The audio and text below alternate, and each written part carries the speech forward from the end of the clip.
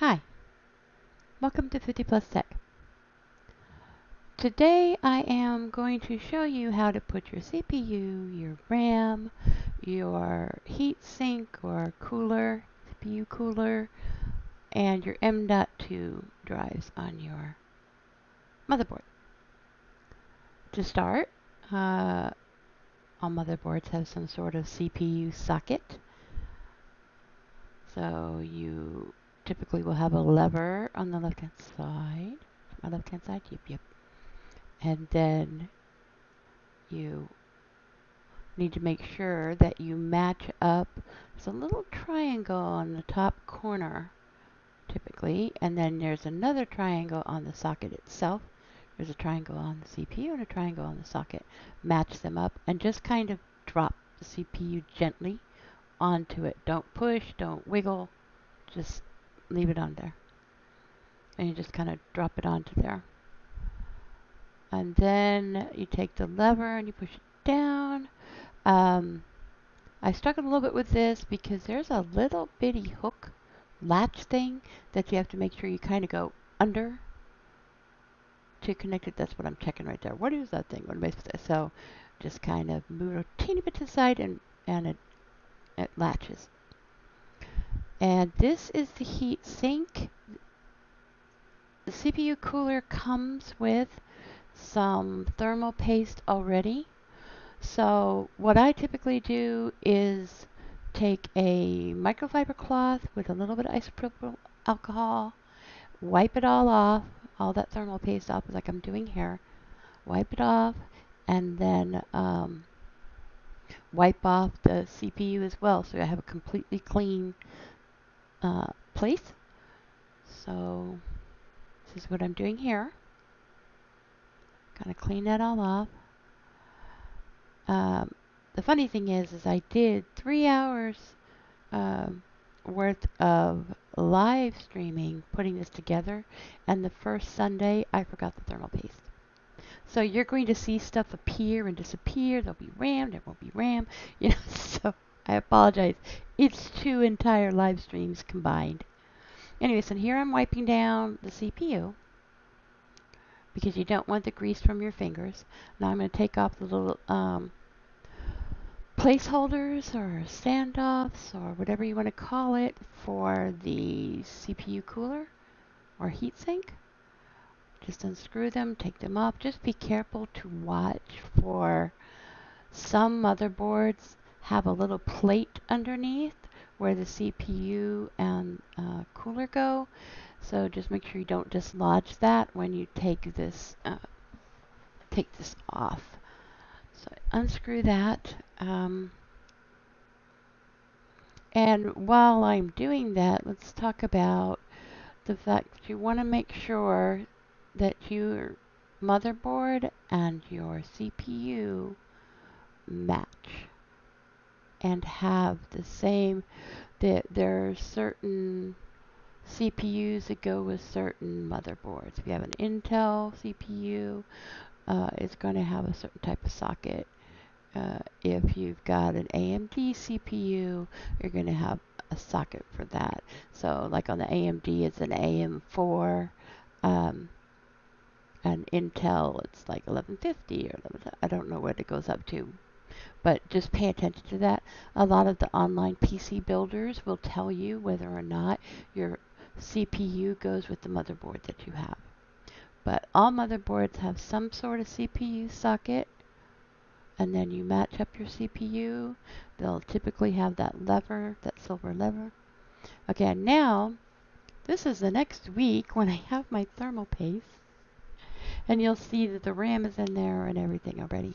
So take your thermal paste after you've removed the things on the side. And generally, there's 2 different ways that you can put the paste on there. There's all kinds of talk about other kinds, but you can put a pea-sized bit of the paste in the middle of the CPU, or you can do an X. There's quite a bit of argument about which one is the best. I tend to use the pea-sized bit of paste, and yeah, that's what we're doing right now. We're going to put a P, or you can do an X, and that will work as well. but no circles or hearts or trying to draw pictures on it. Those types of things just don't work. Okay, and then you just go right in the middle of your CPU and push the little stopper thing until you've got it pieces. I think I might have gotten just a little bit bigger than a pea, not too much.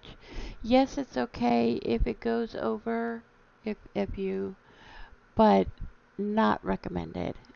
It's not the end of the world if you've got a little bit on the side. And then level up your heatsink or your CPU cooler so that the little screws on the side, there's little screws on the side, match up with the holes from the placeholders that you had already taken out of there, and then screw that in. Okay, and that is the plug, the power plug from the CPU cooler. And there's a little bitty thing on the board right next to where the CPU and the CPU cooler are that says CPU fan, and you just plug that in. Okay, and here I'm putting in, I've got 4 sticks of 8 gig DDR4 RAM. I'll put, I don't remember exactly how fast it is, but it's DDR4. So the other thing to think about too is make sure that you put the right type of RAM in your board. There's DDR3, there's DDR4. But this is a newer board, so I've got 4 sticks, 8 gig sticks, DDR4.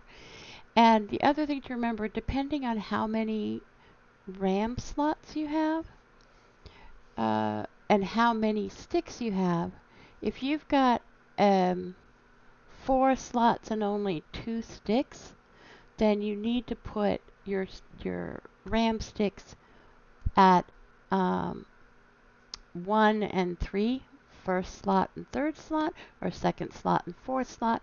Don't set them right next to each other. I'm doing it here because I've got 4 slots and 4 sticks of RAM. But if you've only got 2 sticks of RAM, the other thing too is that RAM is seated. So you have to put it in a certain way. And you need to listen for the click when you push it. So you need to make sure that the bottom of your RAM matches up with basically like a puzzle with the actual slot. And then you just push down on it and you'll hear a little click. And that's how you put the 4 or 2. But like I said, if there's 2 sticks of RAM in the 4 slots, then you need to put them alternating in slot 1 and 3 or slot 2 and 4, not right next to each other. I think I said that twice now, so just want to make sure you realize, do it that way. As you see, I'm putting the RAM in and there's no cooler on there because this was the week that I forgot the thermal paste. So I just went ahead and put everything else in. But there really isn't any particular order to adding the stuff to your motherboard. So don't worry too much if you wind up putting your RAM in before you put your CPU, or if you wind up putting other stuff. There really isn't a 1, 2, 3, 4 on this. But, okay, so let's see. What am I doing now? Oh, okay, so I have 2 M.2 storage SSDs, but they're, I should say, they're NVMe. SSD requires other stuff. And so there's a heat sink on the board, typically.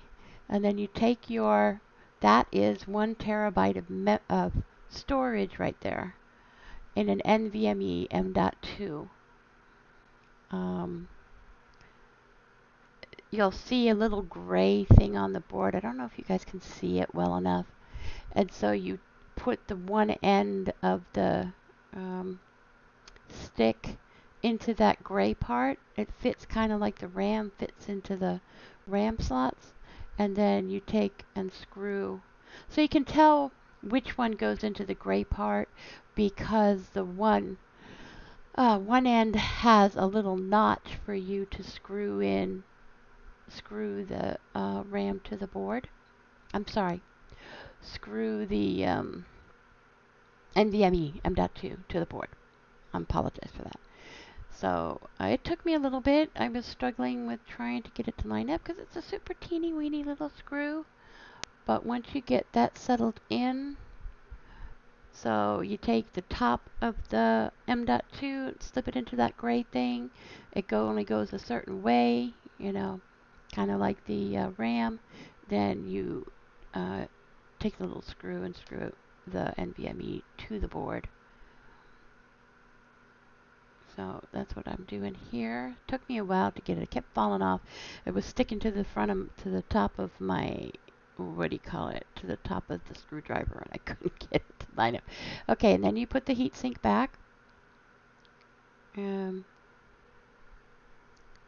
took me just a smidge. I actually reduced this from, what do you call it? From 3 hours worth of live stream to just this. So that's one. We got our RAM in there. We put our CPU and heatsink in earlier. We're just putting our storage, which is the NVMe. I actually have 2 sticks. That 2 NVMe M.2 sticks that I put on the board. Yeah, that took a little bit for me to get. All right. So there's the other spot, another little gray. It looks kind of like a small bridge, and it's gray. And you slip. I don't know if you guys can see. My eyesight's not fantastic, but okay. And again, slotted, so it has to go in a certain way. And then you get a screw and screw that one down. So now you've got 1 terabyte underneath the heat sink on the right hand side, and then you've got another terabyte. So that's 2 terabytes of storage right there on that board. And for those of you who've been around for a while, 2 terabytes of storage on a spinner would have taken a whole lot more space.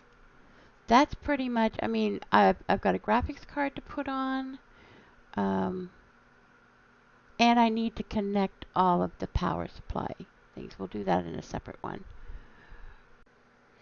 Okay, thank you so much for watching. The next video I'm going to do is going to be connecting the motherboard, putting the motherboard in the case, connecting the power supply, all the little plugs from the PSU cables in, and the graphics card. And then we should be set. Thank you.